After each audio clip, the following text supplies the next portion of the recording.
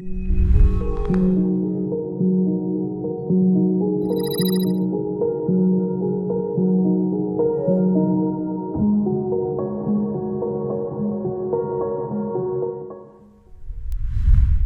everybody. My name is Dr. Angel Acosta. I'm excited to be here with my dear sister, Wakanyi Hoffman, Dr. Wakanyi Hoffman. Sister, how are you? I'm great, thanks. Thanks a lot for having me. Of course, of course. Thank you for making time. I know you're in Europe, and it means a lot that you're taking time to just to bless the community with your insight and wisdom. Could you share a little bit about your background with the community? Sure. Well, firstly, thanks a lot for having me here.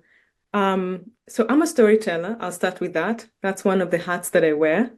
And the second hat that I wear is I'm a mom to four wonderful kids. And so my stories emerge out of a desire to share with my kids parts of who I am as an African and an African nomad, a person who's lived on the continent and has lived in other parts of the world. At the moment, I'm a researcher. I've been doing a lot of work on indigenous knowledge systems. And my work is really centered around bringing the Ubuntu philosophy, this concept of a person is a person through other persons, which is a very sort of Pan-African moral conception of personhood. And what I'm doing with that is creating a framework of ethics that are based on this Ubuntu concept to then inspire the design of AI systems, particularly when we're talking about chatbots that will be influencing the way that we think and the way that we do interact with each other. Can we have chatbots that are speaking from that moral agency that is Mm. Ubuntu? So that's my work currently. Yeah, and you kind of frame it as like kind of mothering AI, right? Mothering. Tell me more about that framing. Yeah, so mothering came from, this was actually a concept that I borrowed from a friend when we were talking about what would it look like to have these AI agents that come from a place of nurturing. If we think of AI as our latest baby, right, that we have birthed into the world, what would it look like to nurture that baby? What would be the values that we would want to impart, I guess, onto the child? And so all of us are working with this, whether or not we know it. We're all data workers in many ways. We have invisibly shared information and content that has been used to, develop these large language models. What if we were to think differently about our role as AI mothers, as the parents of AI? And when I talk about mothers, I'm not talking about the woman, the qualities. I'm talking more of the qualities of the feminine or the qualities of nurturing, if you may. So what would it look like to nurture these AI agents with that sort of moral conception of being human? Mm. When you get a chance, check out the movie Wild Robot. Okay. Wild Robot. It just came out in the US. Check the trailer out. It's intriguing. Check it out, and also to the community watching. It's about it's about an AI robot who ends up kind of stranded in nature and the relationship that it builds with the natural world. Mm. It ends up becoming a caretaker of a chick. And so the story is about the AI like coming to learn how to mother, Hmm. and then also the chick coming to its own having an AI robot mom. It's profound. Like the plot. Yeah, Yeah. I think you would really get a lot from it. Yeah. In terms of just your work. I saw it recently. One of the things about this moment, I just love to hear how you're making sense because as we think about capacity building and as a mother and as a scholar, just you yourself having gone through so much, right? And life just kind of lifes and asks for more and more. Yes. And then you're also in a position with your children to prepare them for a life that asks for more and more of them, more from them. And then you're also orienting towards AI and technology in a similar ways. How do we, there's going to be more and more technology, whether it's in the manifestation of AI or whatever, but it's going to ask more and more of us. And in your case, kind of a beautiful framing of mothering, we want to make sure that the more we ask of it, it can be embedded in this like really um Ubuntu spirit. How are you making sense of like just how fast the Mm, field is moving? it's moving fast. I mean, it is. I did, just to give you an example, I spoke about Ubuntu ethics earlier on this year for a podcast that's being released today. And I honestly don't know that what I said then is relevant today. You know what I mean? Like it's been just in a span of 6 months or 3 months or 2 weeks, even something new emerges. So this is really tricky, right? To try and catch up with that. I give the metaphor, like it's like a bushfire that's just spreading. It started out in that bush, and by the time you get to that corner, you're being told the entire space has been, cleared off. That's what AI feels like to me. And I think what it begs the question, why? Why do we want it to grow this fast? What is the intention? What is the what is it that we want to grow? When a fire happens in the bush, that's for a reason, right? It's important to have those fires so that we can regenerate and grow new crop. Is that what AI is trying to do for us? And I've been spending a lot of time with a dear friend. Her name is Phoebe Tickell, and she's kind of the head of, Moral Imaginations. She started this movement called Moral Imaginations. And we've been talking a lot about AI and moral imaginations. What does it mean to have to come from a place of morality? And again, morality here, morality gets a really bad rap, right? Because it feels like, oh, you're the higher moral ground. That's not really what I'm talking about. It's more the question of how did we get here and where on earth are we going with our AI agency, right? Mhm. On the one hand, it's an amazing tool. It's given us so many opportunities to solve problems that we've sat with for so many years and to actually do away with work that's not necessary. That was never necessary, right? 8 to 5 jobs were never really they were necessary at a certain point, but that's not how we create purpose for ourselves. We can have a better experience with work, for example. We can have a better experience with education, with learning. Learning doesn't only happen in a classroom from 8 to 5, right? It happens all the time. We can do different things with AI. And then there's the other side of things where do we want to do so many things with AI? Or do we want Mhm. to do less? So this is, and also at the same time, I get conflicted with the idea or with the reality of what the material side of AI is, which is that Mhm. it does have this environmental impact that we don't often talk a lot about. And that impacts our ability to flourish. So on the one hand, we're trying to solve problems that have inhibited our ability to flourish. But then on the other hand, we're damaging our future possibilities of flourishing with the planet. So this Mhm. is kind of the space that I sit in between, and I feel if Mhm. pressed to give an answer, I would prefer that we move at a slower pace Yeah, and yeah. work towards more ethical ways of adapting and working with AI so that it becomes a thing that we work that is part of community and not Mhm. something that engineers another new way of being in community with each other. Yeah. Yeah, it's such an important question, around like what is it that we're trying to do with this speed? And I wanted to kind of slow down to see if we can kind of just name a couple things here because it's an important question.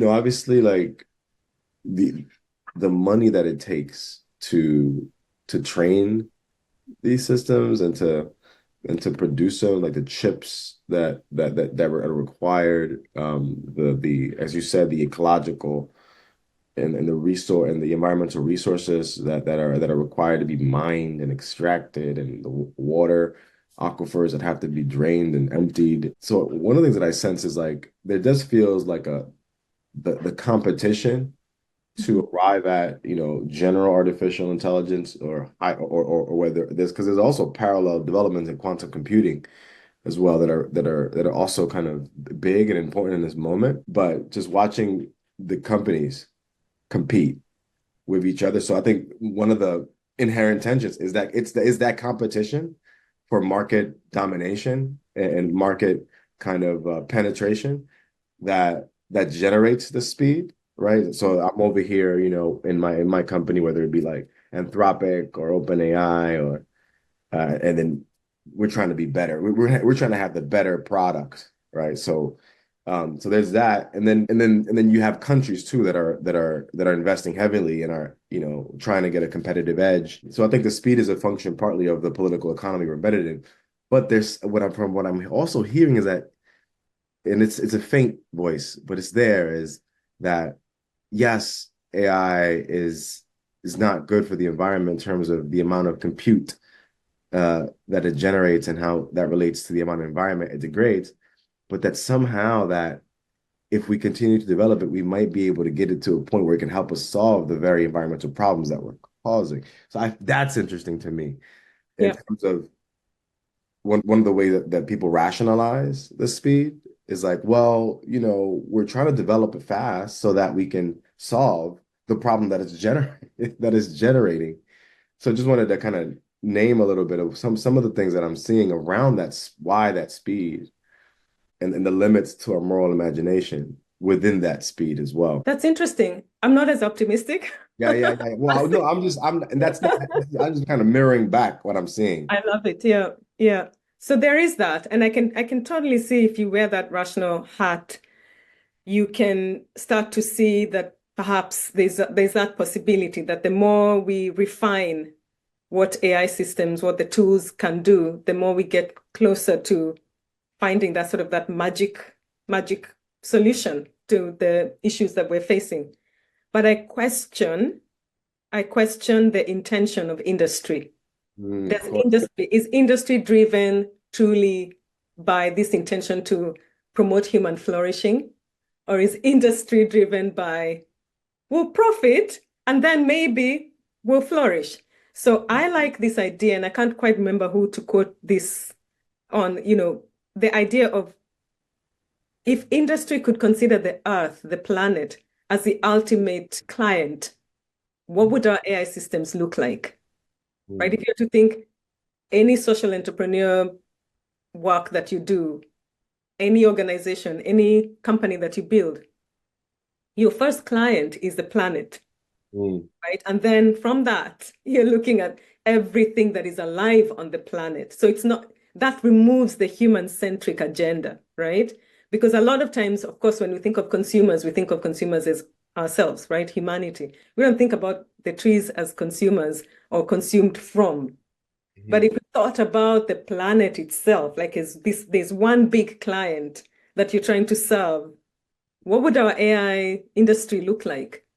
And Mhm. so other different solutions will come out of that. That does not slow down at all. So the speed at which we're moving is probably not even the problem. I think it's the intention, the Mhm. original intent, our why. Why are we Yeah, going in that direction? Why are we going so fast? yeah. Are we going fast enough for the planet so that we can salvage what we've destroyed? Or are we continuing to take away from the planet in the hopes that, we'll get to a solution and then we'll have this big solution? I don't know. Yeah, yeah, yeah, I totally hear that. Yeah, sister, and I wanted to slow down even more a little bit as it's funny how like the conversation sometimes because of the speed of the technology and all the dynamics, it almost like speeds up the conversation a little bit. So Yeah. I find myself kind of because I'm like you like you with some of the research you're doing now and how close you are to really the field, you have to like, almost work with that speed, but then like, okay, let's kind of pull back and slow down a little bit, which is part of the capacity building that I think is really important now is in terms of technology is yes, harnessing the technology in whatever way you can, but also kind of pulling back as often as you can. So I wanted to take a moment just to acknowledge your roots and yes, I know you're so connected to the scholarship and the work of Ubuntu, but your lineage comes from the Maasai, am I correct? Or Two parts. So I've got the Maasai on the one hand, and I've got Kikuyu. So I've got Kuyu? two. I'm like a hybrid of two different tribes. Yeah, well, just wanted to honor that lineage and kind of like just kind of bring that field up in this conversation. and ask like, what does what does that lineage tell you about how we need to be orienting in these times, whether it be in relation to AI or just like in this moment where just so much is coming our way, you know, what's the insight that comes through that those lineages? What comes up for me often, and this surfaces every time there is these moments in life where a new invention is coming up or a new way of being human is coming up. We're being challenged to grow as humanity, is to slow down, and not to slow down in terms of speed, but to slow down in terms of what it is that we are thinking, what Mm, we're being called to become. So can we slow down enough to start to see what in the culture is wanting to grow and what in our culture is wanting to die, basically. So what is this growth? And with growth means something new is being born, and therefore something has to create room for that. So something in us has to die. So it calls me to really think about the inner world more so than the physical world. And I think that's why I'm drawn to this idea of removing ourselves from the center of the narrative and actually reclaiming our space in the world. So with our AI tools, the way I would see it, I think if my grandfather was Maasai on my mother's side, if he was alive today, I think he would not fear technology. I mm, don't think he would find it to be something extraordinary either. I think it would be a welcome tool. Like, this is an interesting tool. There would be some curiosity.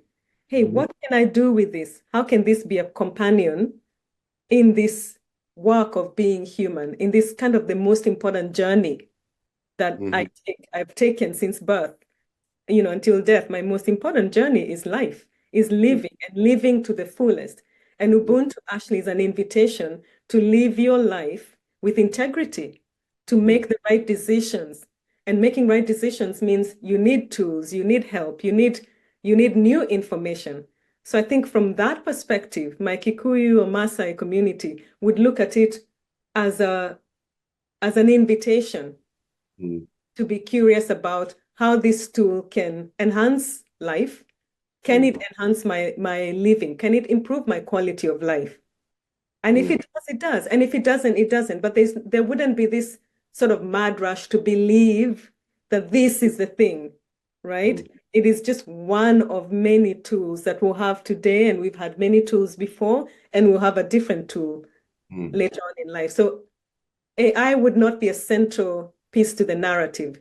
mhm, The experience of living in community and flourishing with one another would still be the center of the narrative. So it's sort of this continuous maintaining of peace and harmony, and also continuous repairing of the fabric of relationships. So that if AI could help with that, that would be mhm, amazing. It would be included in this process.